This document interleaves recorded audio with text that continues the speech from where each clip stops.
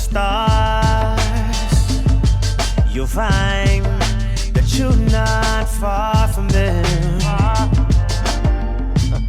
And if you follow your heart, if we look to the stars. About my shooters, all the stories is Reggie Miller.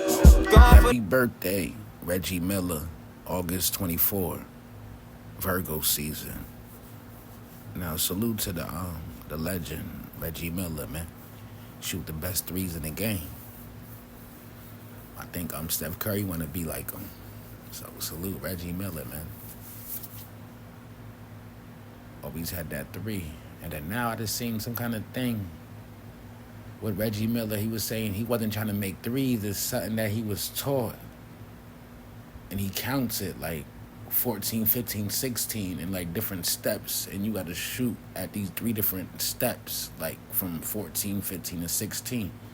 So salute to Reggie Miller. Go watch his stuff, man. You want to know how to shoot threes. Salute, Reggie. I'm about to watch that myself, man. Like, share, subscribe, man. Support me. About my shooters, all the stories is Reggie Miller. Not necessarily for the deductions, because you can get a lot of the deductions as a sole proprietor. I do it because I like people to set up business accounts and get a business credit card. So a lot of the stuff that I'm doing, like if somebody's in Atlanta and I have lunch with you while I'm here for InvestFest, this is on my business card. It is not on my personal.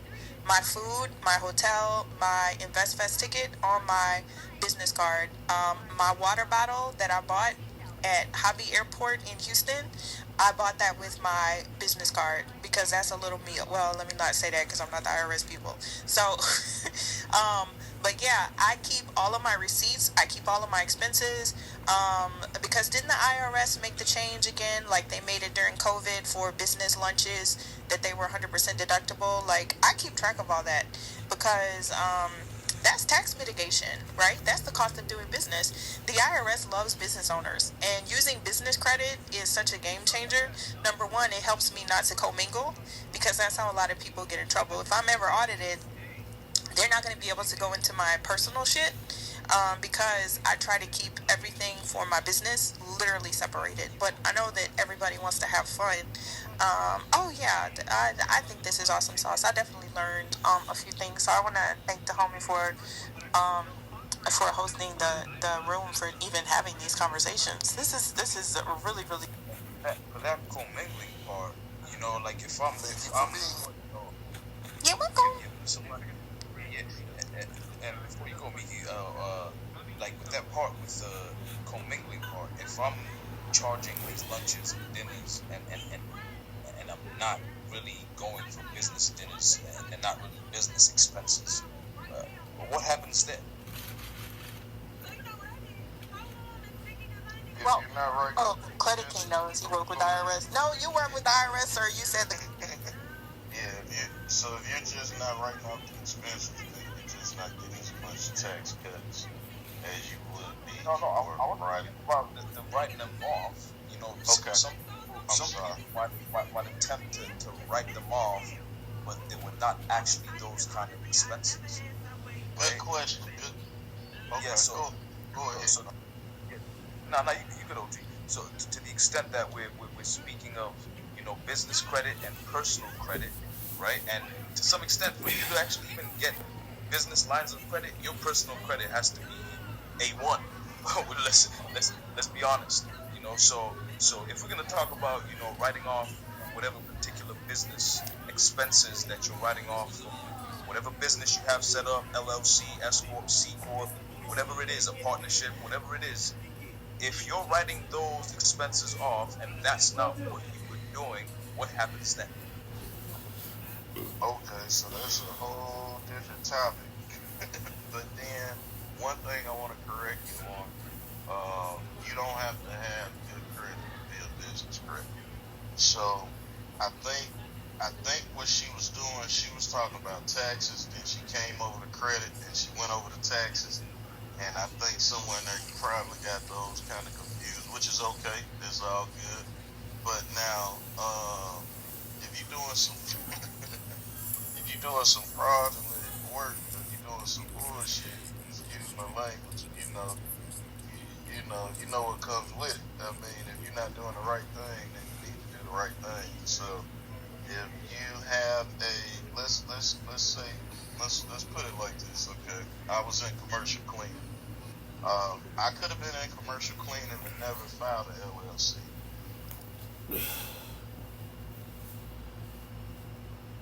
But I used in business to do anything with other than commercial cleaning is not truly commercial cleaning unless it falls under commercial cleaning. So I think to answer your question, if I'm answering it correctly, just make sure whatever you're doing that make a lot of money, you may want to look into sole proprietor.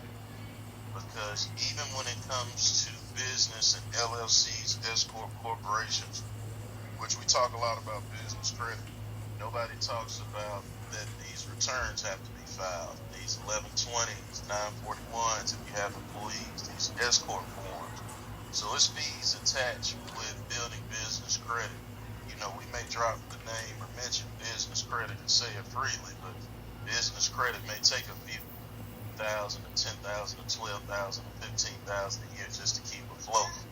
If you don't have that additional money or if the business isn't bringing that in, then I would recommend, if you're not really trying to build business credit, sole proprietor may be for you. You know, get a sole proprietor and just play with your hobby. And then if your hobby wants to become a business, or if it wants to graduate, or if it wants to build business credit, then maybe after that first year, then you go into business credit. Did that answer your question or not? Yeah, what he's saying too is don't. So and then what he was saying, don't do anything you can't substantiate when it comes to the IRS. They are not with the play. I do not mess around with the three-letter terrorists, the IRA, the FBI, the CIA, right? The FTC, the DEA. Don't bring none of them people around here. Not right. None of the alphabet people. Yeah, none of them. I'm good. I'm good on all of them. We cool, right? They are not with the play. Someone else on this app used to say that the IRS is not with the play. If you were having a business lunch and you were talking about business, or like for example, I can take out a prospect where I can have a conversation with Lord about my services or their services, because the IRS knows that you're not having 5 business lunches a day every single day. Like, you're not doing that. So you also don't want to do too much on your tax returns, because you don't want them to look at you like, really, boo? Really? This what we doing? You went to Capitol Grill every single day and you talk business? Like, really? When did you have time to do business? Like, you tripping. You're tripping right now. You make $5 selling ebooks and you had $300 in income for the whole year, but you got $12,000 in write-offs. Like, really, boo? And you know y'all try to do it. I ain't calling no names. But that's how them PPP people, and see the IRS. See, we melanated. Your ass going to jail. Damn. They not just gonna find you. You going to jail. So speaking of going to jail, I just came across a post. It says how to get rich without scamming. Right? It says number 1, find a home for $80,000.